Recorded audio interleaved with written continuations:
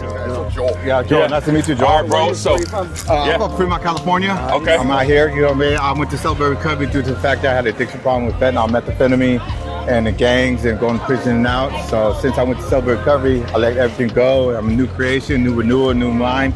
Go to Celebrate Summit because it gives me a new move. So when I go back, I tell a testimony of how this place has changed my life and how I learned new things. how long you been in recovery? I'm been in recovery for 3.5 years. There you go. Yes, Okay. completely changed my life. How much time incarcerated? Incarcerated 4 years. 4 years. You know what I mean? In prison, and like 8 years in county jails and local prison terms. And now I'm a substance abuse counselor. Now I help There people we out, go. and now I change people's lives. I go to juvenile halls on Mondays and talk to the kids too, all through the fact that my past no longer is my past. Now I use that to help others to change their life around. Wow. Yeah. So we shared, or Matt shared about the Great Interrupter. Yes. That's what happened. So what was your great interruption that happened to you? What I mean, great interrupter, Like Jesus is our interrupter, our story. Yeah. There's a big interruption that Yeah. happened, and we could usually remember that day and time. Yeah, That things changed. my great interrupter was I was in my Cadillac, and then I was just in there and I was smoking fentanyl, and then I just broke down crying. I raised up to God and I said, God, please give me a different life. The cops are looking for me. I was in a toxic relationship, and the walls are just closing in on me. And I just broke down and I looked up to God, and I was like, God, just if there's any kind of hope, anything out there, please just give me the opportunity to change my life around. And the door opened. This person I used to party with, he ended up being a counselor. He seen me, so you want something different? I said, I completely do. He's like, come on, I'll show you. He got me to a program. And John, who is a rep for the Celebrate Recovery, he said, you want something different when I was at the program? And I said, yes, I do. Came in there, and then I got baptized and completely changed my life around. Yeah. Well, thank you for your testimony, no problem, my brother, bro. All right, man. Yeah, man.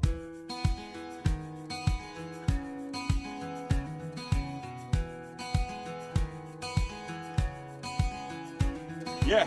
So, I spent about 33 years in active addiction. Methamphetamines, alcohol, drugs, lost everything I ever owned, loved, that was given to me by the Lord originally. I hit my knees 6.5 years ago Come on.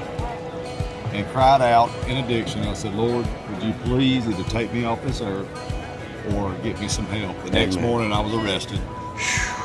And I spent about 3 months in a county jail. They let me out to go to a program in South Georgia.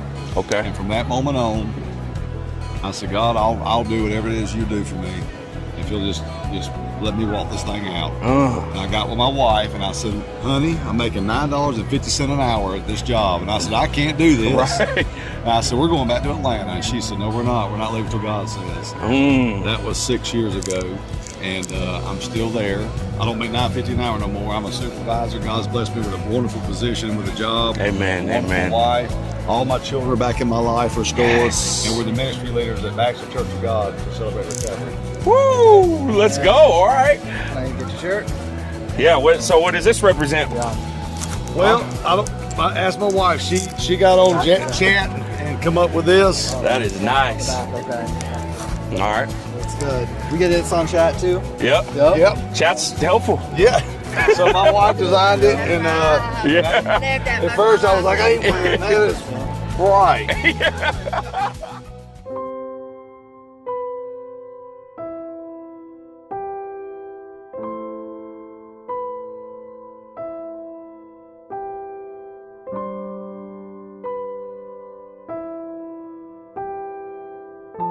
Nice. I'm Mary Kay. I'm a grateful believer in Jesus Christ, and I celebrate recovery for 36 years from alcohol, drugs, and bulimia.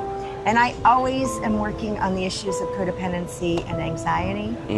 The Lord caught me when I was 25 years old. I was depressed. I was hopeless. I found myself literally driving down the road knowing that I was either going to do something to harm myself or I needed to pull into a parking lot. So I pulled into a parking lot where my doctor's office was and just went in and said, help. And the Lord met me through there, and that's when my recovery started. So I'm blessed to have my recovery and my salvation message kind of collide right there. Wow. And so since then, I've become a counselor. Yes. I've been in Celebrate Recovery as a ministry leader for 28 years now. Amen. And the Lord uses hurt people. Yes. Uses broken people. And so now I'm a person, instead of hiding my scars and trying to stuff them so nobody sees them, I celebrate them because that is the beauty that the Lord's given me. All the scars that I have are for people to see. That's the hope in Him. So thanks for letting me share. Yes, thank you. Did great, Mary Kay. And real quick, just to add, Mary Kay wasn't even in there with Mac. And that is exactly, see how the Spirit works? It overlapped about us hiding our wounds. And she just shared with us that they're for everybody to see.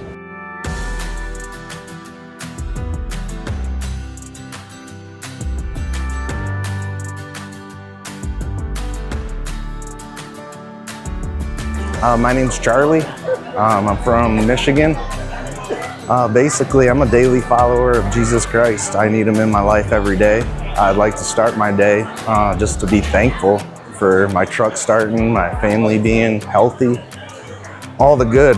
And then that sets my day up for, so you see the good instead of all the negative things that could get you down. I came to Jesus just, basically having a time where powerless, frustrated, don't know which way is up, and essentially, I always knew God was real. I've had different situations that I shouldn't have came out of and came out smelling like roses every time. And I sell cars. So I sold a car to a pastor and kept her card. And on a day where I didn't know which way was up, I accidentally spilled all my business cards on the ground. Picked them all up. Still doing my phone calls, and I'm on the computer, and the one card that was under my chair was my pastor's card.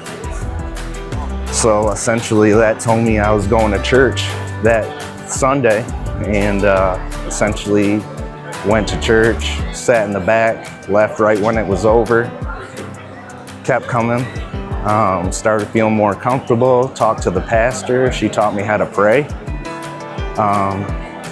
Essentially just being able to ask for help was eye-opening. You could stop dwelling on it and trying to do it all on your own. And from there, my wife started going, my kids that were like, what's this church stuff about? And then got baptized with my wife, my kids, my mom, all on the same day. I'm still working on my dad. Yep. And then every day is better.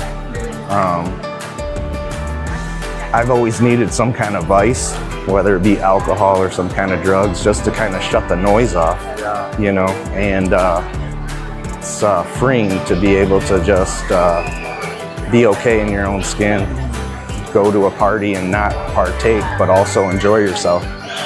Not worrying about who's driving or how you're getting home or where your truck's parked. Every day is better with Jesus in your life, for sure. And for the newcomers, what would you tell a newcomer today? Essentially start just talking to God. Figuring it out on your own, I feel, is impossible. You can't see all the things you're missing. And if you could just shut your eyes and just be present, and sometimes I just pretend that His face is right in front of me, and I say, Lord, I'm worried about this. I don't know what to do. And somehow every little thing that you are worried about, or you think you're just never gonna change, or you have no idea where to even start, just slowly gets better in some weird, crazy way. And it's easy. It comes out in a way that you never thought of. People show up in your life that you never even knew, and it's freeing. Yeah. Thank you for sharing, man. Awesome.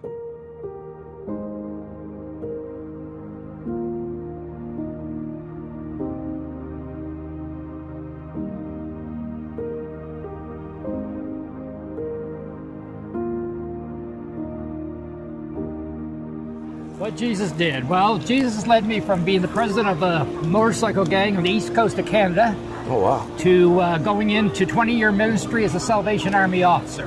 During that time, we've led 9 years to Celebrate Recovery. We've been amazed at what Jesus has done through changed lives through that program. It's been, I could tell you story upon story upon story. Right.